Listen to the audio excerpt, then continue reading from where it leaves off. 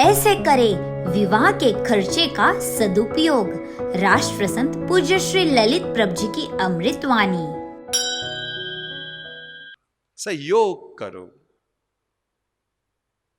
हर किसी इंसान को चाहिए कि ईश्वर ने जो हमारी औकात बनाई है, अरे और कुछ नहीं तो 2 रुपए का बिस्किट का पैकेट ही बांटो, पर दूसरे का सहयोग जरूर करो। बुरे वक्त में काम आओ, क्योंकि जब इंसान के बुरे वक्त में कोई काम आता है ना, तो वो जिंदगी भर उसे याद रखता है।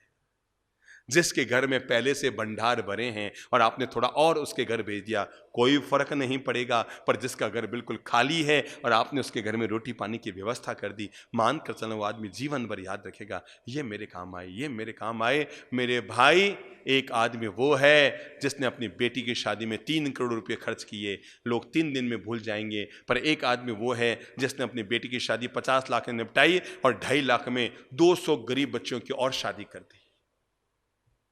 2.5 करोड़ में 200 गरीब बच्चों की और शादी कर दी। मैं आपको सही कहता हूं, उसकी बेटी उसे याद करे या ना करे, पर वो 200 गरीब बेटियां अपने ससुराल में उसे जीवन भर याद रखे।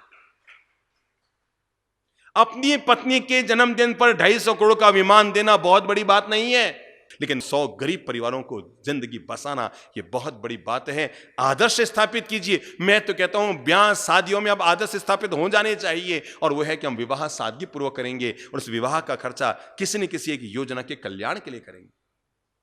याद है ना महाराष्ट्र के उस परिवार की घटना कि जब उस व्यक्ति ने तय किया, दोनों समधियों ने बैठकर, कि हम एक काम कर सकते हैं। दोनों का फैसला था, इनका भी था शादी में हम 4-5 करोड़ रुपए खर्च करेंगे, उनका भी था हम शादी में 4-5 करोड़ रुपए खर्च करेंगे। दोनों जैन परिवार, दोनों के पता नहीं लड़के लड़की यानी होने वाला दुल्हन दुल्हा, इन दोनों ने पता नहीं आपस में फोन पे बात करके मिलके क्या तय किया कि हमारे दोनों के परिवार वाले यूं खर्चा कर रहे हैं, क्यों ना अपना ऐसा कोई काम करें कि अपन 108 गरीब जैन परिवारों के लिए एक एक मकान बनाकर उन्हें गिफ्ट दें। लड़की ने कहा मैं अपने घर वालों को तैयार करूंगी, लड़के ने कहा मैं अपने घर वालों को तैयार करूंगा। दोनों अपने अपने घर आए। एक छोटी सी सोच कितना बड़ा सृजन कर देती है। दोनों अपने अपने घर आए, घर में बात उठाई। मम्मी पापा ने ऐसा थोड़ी होता है कोई रुपए बांटने के लिए, क्या अरे हमने कितने अरमान तुम्हारे लिए पाल रखे थे। अंततः उन दोनों ने अपने घर वालों से यही कहा, अगर आप हकीकत में हमें खुशियां देना चाहते हैं तो हमारी बात मानिए। अंततः दोनों परिवारों ने फैसला किया, हम शादी बिल्कुल सादगीपूर्ण करेंगे। उन्होंने 108 छोटे छोटे मकान बनाए और विवाह के दिन 108 जैन परिवारों को गिफ्ट दिए। सुना होगा ना आप लोगों ने, वीडियो देखा होगा आप लोगों ने। 108 जैन परिवार को छोटे छोटे मकान, जमीनें उनके पास, खेत बड़े बड़े थे ही, और उन्होंने उस पर बनाए। आप सोचो तो सही, अगर 8 करोड़ रुपए खर्च हो जाते तो अगले दिन चूना लग जाता, लेकिन उन्होंने इतना स्थायी काम कर लिया। आज भी संतों के मुंह से उनके गुण गौरव गाए जाते हैं। हुबली एक शावक है मोकलसर के, रमेश जी बाफना, हमसे जुड़ा हुआ हमारे जीवन का बहुत करीबी श्रद्धानिष्ठ परिवार। बेटी की शादी, शहर का काफी अमीर परिवार, नाम चलता है उस परिवार का पूरे आजू बाजू के एरिया में। उनका पहले तो यही फैसला था कि हम ये करेंगे शादी में, ये करेंगे शादी में, ये करेंगे शादी में, ये करेंगे। और अंततः पिता पुत्र ने बैठकर जीवन का महान निर्णय लिया कि हम केवल अपना ही बेटे का विवाह नहीं करेंगे। तब पिता ने घोषणा की, मैं तुम्हारे विवाह के दिन 108 गरीब कन्याओं की शादी अपनी तरफ से करना चाहता हूं। ठीक है ना। रमेश जी बाफना हुबली के।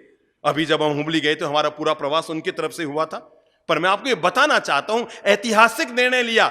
शायद ही कभी ऐसा हुआ होगा कि किसी के शादी में कर्नाटक के मुख्यमंत्री, कर्नाटक के राज्यपाल, विधानसभा के सदस्य और कम से कम 15 मंत्री वहां पर उपस्थित थे। पूरा कर्नाटक का लवाजमा वहां पर आ गया था, क्योंकि ऐतिहासिक पल था। उस व्यक्ति ने महान निर्णय लिया, मैं केवल अपनी ही बेटी की शादी नहीं करूंगा। एक ही मैदान में 108 चवरिया एक ही मैदान में बनाई गई, और हुबली का इतिहास गवाह है 40,000 लोगों का उस व्यक्ति ने खाना किया था। कितने लोगों का? 40,000 लोगों का उस व्यक्ति ने खाना किया, और 108 गरीब कन्याओं की अपनी तरफ से शादी कराई। जिसके परिवार के जितने लोग आए सबका भोजन। ऐसा कुछ निर्णय होता है ना तो इतिहास बनता है, भविष्य बनता है। ऐसा कुछ निर्णय होता है तो भलाई का काम होता है। आज हमारे मुंह पर अगर उस बंदे का नाम आ रहा है इसलिए नहीं कि उसने शादी में 8 करोड़ का खर्चा किया होगा, इसलिए आ रहा है क्योंकि उसने 108 गरीब कन्याओं को उनका विवाह करने का, उनका दहेज देने का, उनका मंगलसूत्र, सोना चांदी जो होता है मुझे नहीं पता, पर उनका संपूर्ण विवाह उन्होंने अपनी तरफ से किया, अपने बेटे के विवाह पर। समाज वालों ने कहा होगा उसको भी, अरे भाई हम सबके साथ कैसे खाएंगे, पर उसने कहा नहीं, मैंने निर्णय लिया है, मैं 108 गरीब कन्याओं का उसी मैदान में, उसी जगह, उसी पंडाल में उसका बेटा भी फेरा ले रहा है और 108 गरीब परिवार भी फेरे ले रहे हैं। ऐसा कुछ महान निर्णय होना चाहिए। और मैं इसीलिए आप लोगों को मोटिवेट करते हुए कह रहा हूं, हम सब लोगों को ऐसे कुछ कदम उठाने होंगे जो कदम हमारे भलाई के कदम हो, अच्छे व्यवहार के कदम हो, सद्व्यवहार के कदम हो। हाँ मेरे भाई, हम और कुछ कर सकें या ना कर सकें, पर जीवन में हमेशा विनम्र व्यवहार के मालिक रहेंगे। कौन सा है, मुझसे बोलो। आज हम एक मंत्र जीवन के साथ जोड़ रहे हैं, मैं हमेशा विनम्र रहूंगा, मैं सदास्यतापूर्ण रहूंगा, मैं ईगो और अहंकार में नहीं जीऊंगा, मैं झुक के रहूंगा, मैं विनम्र बनकर जीऊंगा, क्योंकि पानी में वही घड़ा पानी भर पाता है जो पानी में झुकने को तैयार होता है। मैं झुकूंगा, मैं नमूंगा, मैं सबको गमूंगा और मैं सबके दिलों में राज करूंगा।